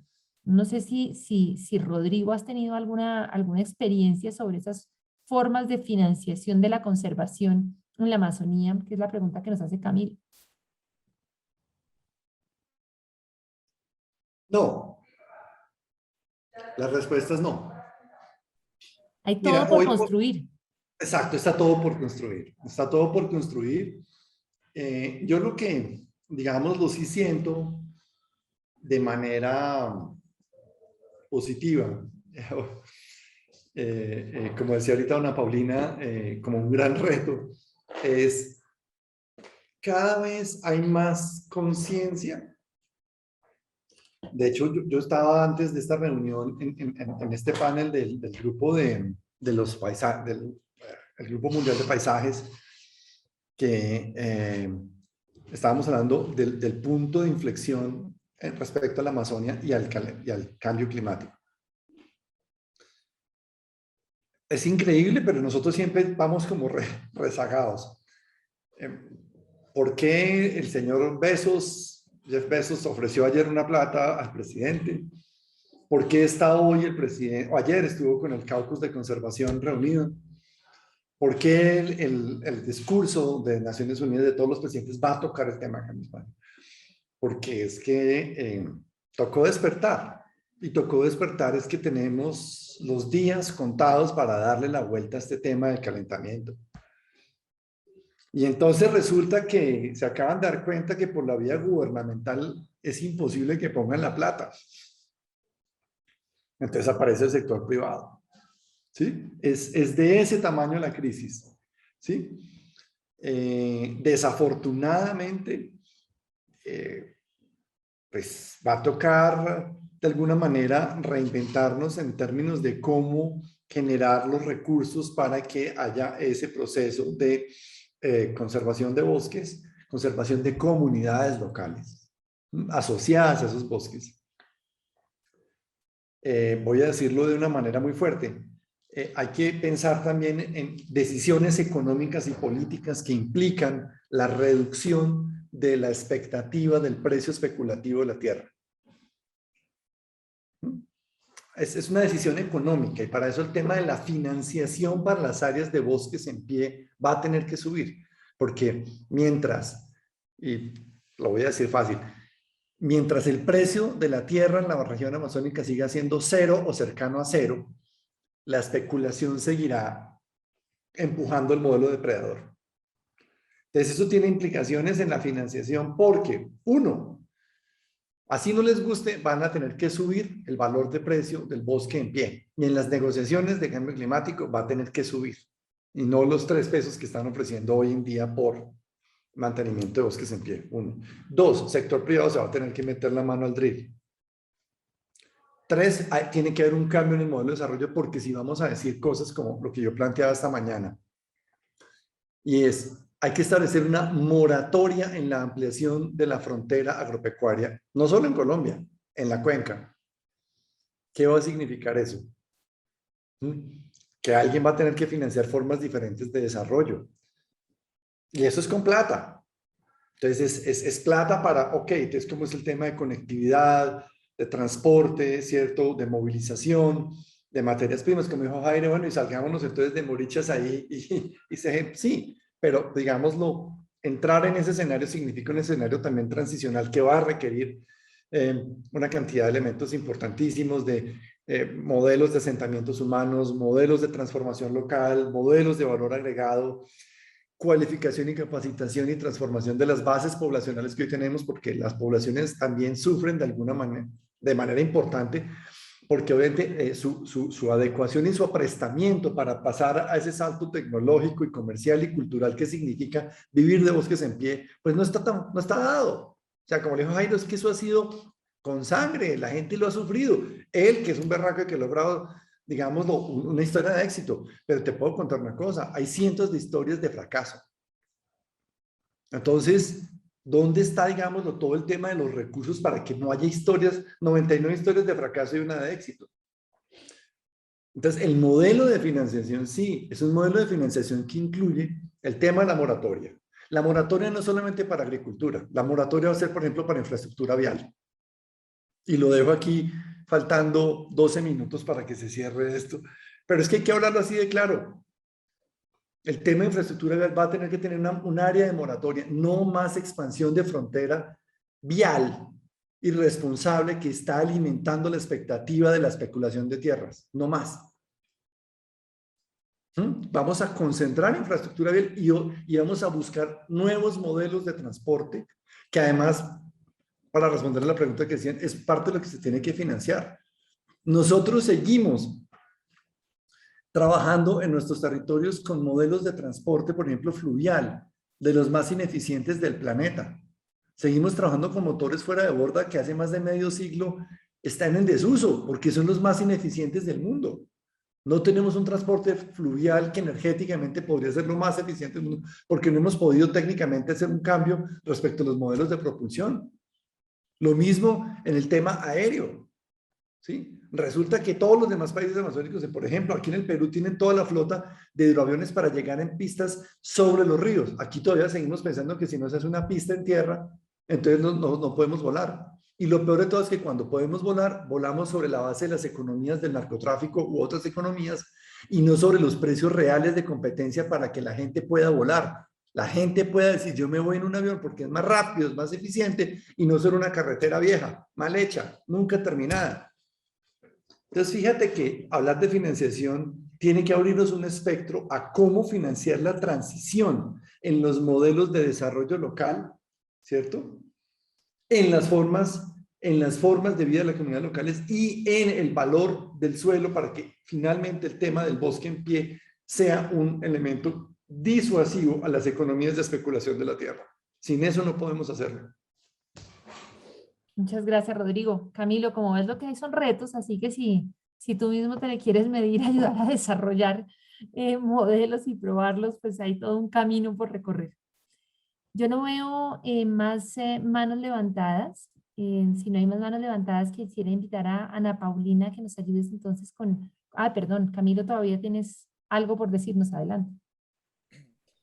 Sí, no, pues muchas gracias a la respuesta, es muy interesante. La pregunta también iba encaminada porque yo actualmente trabajo con proyectos de desarrollo de bonos de carbono y pues quería preguntarles si han tomado como esta perspectiva, ya que realmente es básicamente eso, generar un incentivo económico, unas ganancias por tener proyectos de conservación. Yo sé que el tema ahorita en el Amazonas está un poquito como raro con algunos proyectos que fueron en el pasado del gobierno y todo, pero actualmente estamos buscando como nuevas perspectivas, nuevos lugares, nuevos proyectos, sea tanto pues de conservación como incluso predios de reforestación que quieran ellos mismos incentivar este cuidado y este crecimiento de nuevo bosque. Entonces también quería preguntarle sobre todo pues a Jairo, que se la pasa con el territorio y que conoce mucho los proyectos desde allá, si han visto esta posibilidad. Adelante, Jairo, si quieres responder. Pues a ver, Camilo, hay tanta oportunidad que estamos esperando y que aún todavía no vemos esos grandes resultados porque es que las iniciativas que hay, como dice Rodrigo, son contadas porque no le hemos puesto cuidado al valor que tiene estos sistemas de bosques en el país, porque es que cuando llega una persona a comprar la finca a los sitios acá en Guaviare, lo primero que le dicen, yo le compro los pastos, pero la montaña no vale nada, eso para mí es basura. Entonces, cuando nosotros entendamos que el valor agregado está todo en el bosque en pie, como dice Rodrigo, es que el valor agregado está ahí, es como yo me capacito para entender que no puedo seguir especulando en decir que el modelo ganadero es uno solo y que lo que yo estoy mostrando es una sola variedad y acabando todas las variedades que el mundo está necesitando en este momento. Entonces, a mí me parece que lo más importante, Camilo, es que comencemos a gestar un modelo de desarrollo de la Amazonía colombiana al que ese bosque en pie, cuantificado, tenga como una persona, un campesino, vivir dignamente con su familia. ¿Por qué? Porque es que lo que aquí también hay que comenzar a trazar es cuánta plata necesita un campesino para vivir, porque es que jamás le hemos averiguado al campesino cuál es su sueldo. ¿Cuánta plata necesita usted para poder sostener su familia? Entonces, ese es un gran reto que yo comenzaría a colocar. Y cuando yo me di el reto de conservar, yo me medí diciendo, voy a hacerlo, pero jamás pensé en cuánta plata me llega. Entonces, hoy estoy en el camino de aportar para que hagamos ese trabajo, porque esa es la palabra, hacer trabajo en comunión, en juntarnos, porque ese es el gran reto, cómo nos juntamos para que esos recursos que están allá hoy sentados en el mundo, allá en los países, los grandes mandatarios, puedan conducir a una buena expectativa en los territorios. Esa es la gran oportunidad. Muchas gracias, Jairo. Pues Camilo, los dejamos también conectados porque creo que hay conversación para continuar. Quedándonos 5 minutos de esta sesión, quiero invitar a Ana Paulina que nos cuentes un poco tu síntesis y podamos cerrar dejando algunos temas para seguir discutiendo en una futura oportunidad. Gracias. Pues creo que hay varias cosas. Lo primero es que aquí hay unos problemas que tienen una expresión local y que ahí surgen unos retos adicionales desde lo local, pero que indiscutiblemente la discusión también se ha dado desde una expresión mucho más global de lo que significa la conservación, la biodiversidad y las necesidades del desarrollo, que tampoco se pueden omitir, creo que de esta gran conversación. Lo siguiente es que no se trata en ningún sentido, por como hemos visto y la discusión que se ha dado, de satanizar, digamos, la infraestructura y el desarrollo per se en contra de la biodiversidad. Creo que es lograr un equilibrio entre el medio ambiente, la infraestructura y la sostenibilidad. Y algunas de las pistas que se dieron aquí estaban asociadas, digamos, a los mecanismos eficientes de planeación, tanto de la infraestructura como de la forma en la que yo debo planear la sostenibilidad ambiental. Unas necesidades, digamos, claras de participación y de control social, que sean incidentes, que sean realmente, que logren, digamos, como modificar las condiciones institucionales frente a las cuales se conversa de estos temas, tanto en el territorio como en la nación, y también una necesidad del control de la ilegalidad, de cómo logramos que estos factores de la ilegalidad que pueden estar permeando la toma de decisiones puedan ser controlados para que la gobernabilidad avance de la mejor manera posible de la mano de la participación. Lo siguiente, perdón, es que hay una disposición de muchos actores para pensar y para actuar, y creo que eso es muy positivo.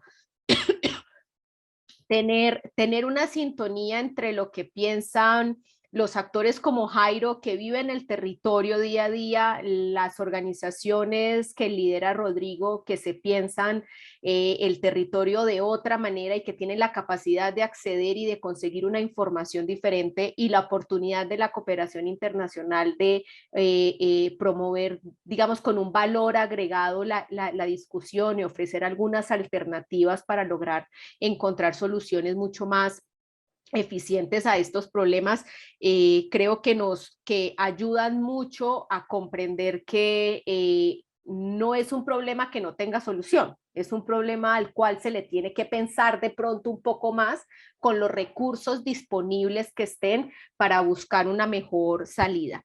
Y lo último que creo que es el gran, digamos, como una de las grandes conclusiones, es que la comunidad es el centro de la discusión. Es decir, aquí no es Aquí la vía no es la discusión, aquí incluso el medio ambiente no es la gran discusión, es cómo logramos que la comunidad se convierta en el centro de la toma de decisiones, en la oportunidad de la gobernanza, porque indiscutiblemente no importa qué vía surja, qué modelo de sostenibilidad ambiental surja, si esto no es posible con la comunidad, puede existir el mejor diseño institucional del mundo y no va a ser aplicable, porque los que están allí son los ciudadanos que viven con el entorno y es a ellos a los que en gran oportunidad los tenemos que tener presentes porque son los promotores del desarrollo, pero también son los promotores de la conservación. Y creo que en la medida en que entendamos que las oportunidades para que haya una infraestructura vial verde nazcan de la comunidad, creo que vamos a tener mayor certeza de que las decisiones que tomemos sean las mejores decisiones posibles con los recursos que se tienen en la actualidad. Muchísimas gracias, Ana Paulina. Muchas gracias, Rodrigo, Jairo, Cristina, por acompañarnos en esta jornada. Creo que nos dejan entusiasmados con otras preguntas. Por aquí ya estaba recibiendo más preguntas relacionadas con cómo mitigar el impacto de las vías actuales que existen. Creo que tenemos pues, espacios pendientes para poder seguir hablando. Hoy tuvimos pues, una primera jornada para muchos en términos de acercarse a los retos del territorio, para otros pues, que ya conocían esos retos, pues otras miradas y un espacio de discusión. Y pues esperáramos a través de Conexión Guaviare, más allá del Día País, poder seguir hablando con ustedes y por supuesto pues Jairo visitándolos allá en el territorio y tratando de aportar desde diferentes frentes. Mil gracias y espero que disfruten un buen almuerzo. Que estén muy bien. Hasta luego.